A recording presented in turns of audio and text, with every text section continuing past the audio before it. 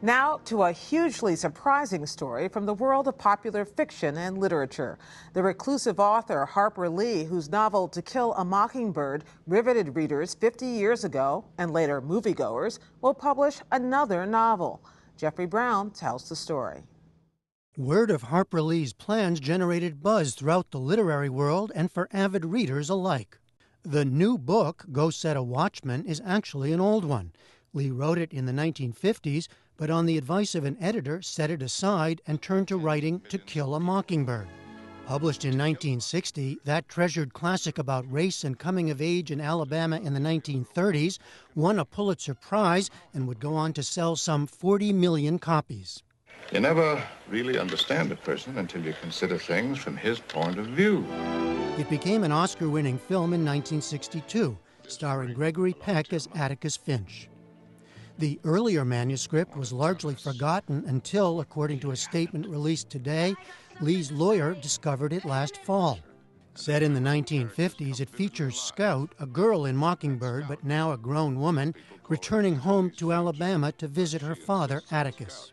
In today's statement, Lee, now 88, said of the new book, "I thought it a pretty decent effort. I am humbled and amazed that this will now be published after all these years." The famously reclusive author did attend a White House ceremony in 2007 to receive the Presidential Medal of Freedom, but her publisher says she is unlikely to do any publicity for her second novel when it's released in July. Some reaction now to this news. Wally Lamb is author of 4 best-selling novels, including She's Come Undone. His latest is We Are Water. And Mary Murphy is an independent filmmaker whose documentary about Harper Lee and To Kill a Mockingbird was featured on PBS's American Masters. She's also the author of an accompanying book, Scout, Atticus, and Boo. And Wally Lamb, let me start with you. The interest in this must start with the phenomenon of To Kill a Mockingbird, right? What explains that? Why has it endured? Well, I think first of all is the voice of the character, Scout Finch, the adorably feisty child, and also the fact that it evokes emotions from us, not only laughter at some of Scout's hijinks, but also anger at injustice. And I think the combination of what's sweet and funny and what is really socially relevant is the that's the cocktail mix that makes people love this book. Mary Murphy, you looked at Harper Lee's life. How much of a surprise is this announcement? Well, it's fantastic, and it's a little surprising. Although when you look at how the novel came to be, there is discussion of an earlier submission, and this is clearly what this is the first submission, and then Harper Lee and her editor, Tay Hohoff, went on to work for several years together on what would become To Kill a Mockingbird. There are some questions about why now. You talked to some people around her when you were making your film. Her sister, who she was very close to, has now passed away. What do we know about the circumstances of why now? Well, what I know from talking to her sister, Miss Alice, who is frequently called Atticus in a skirt around town in Monroeville, Alabama, is that the original manuscript of To Kill a Mockingbird was kept in Miss Alice's bank deposit box. And that is where it was. And what I suspect is that when Miss Alice died several months ago at 103, her papers and getting them in order, someone went to the deposit box and found, astonishingly, attached or appended or beneath the original manuscript, this original submission that I've been told that Miss Alice may not have known she was in possession of. Wally Lamb, there has long been this mystery around Harper Lee about the one book, and that was it before this. As a writer yourself, did you always think there was more? What did you make of this? Well, I had a fantasy that apparently now joyously seems to be a reality. I think, I noticed this afternoon social media is buzzing with a lot of speculation about the validity of this book. But I hold my skepticism in reserve, and I choose to celebrate and savor. And I can't wait to study this new novel to see if it is a hybrid of To Kill a Mockingbird, if it is a first draft, whatever it is.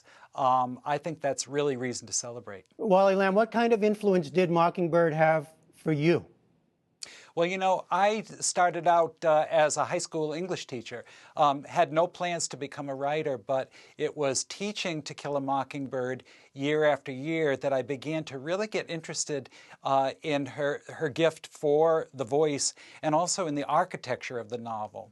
And so, so little by little, that novel, probably more than any other, sort of lured me into the forest of fiction writing myself.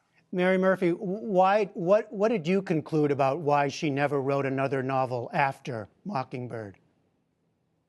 Well, without being able to ask her directly, I took what her sister, Miss Alice, said to me, which was she said that she couldn't top what she had already done. And Miss Alice said she did, you know, Harper Lee went on to do, you know, to live her life, but not to put herself under the burden that she did when she was writing To Kill a Mockingbird. So I leave without talking to Harper Lee myself. I take what Miss Alice said about that. I just think it's so fantastic that we get to see. I mean, it's fantastic for a scholar, a reader, a writer that we get to see what preceded this. I mean, it's interesting. Yeah, go ahead, Wally. Excuse me. I also think that it's unfair if people are gearing up to judge it against To Kill a Mockingbird, because you know, I think that's inappropriate. You know, I would. You know, I have several drafts of my work too, and you know, it might be interesting for people to see what the final product is as opposed to, you know, an earlier effort. But you know, I just think this is such valuable material that we have waiting for us. And just very briefly, Mary Murphy, I saw the publishers planning a big run of a couple million copies, so there's a big audience out there waiting, right? Yeah, I think so, and I want to echo what Wally said too. I mean, I just think in any form we get to see we get to see the parallels between Atticus and Scout in a different way, and all of that is great news. So whether it's 2 million or 4 million people that read it come July, it's all cause for celebration. Mary Murphy and Wally Lamb on Go Set a Watchman by Harper Lee. Thanks so much. Thank you. Thanks for having me.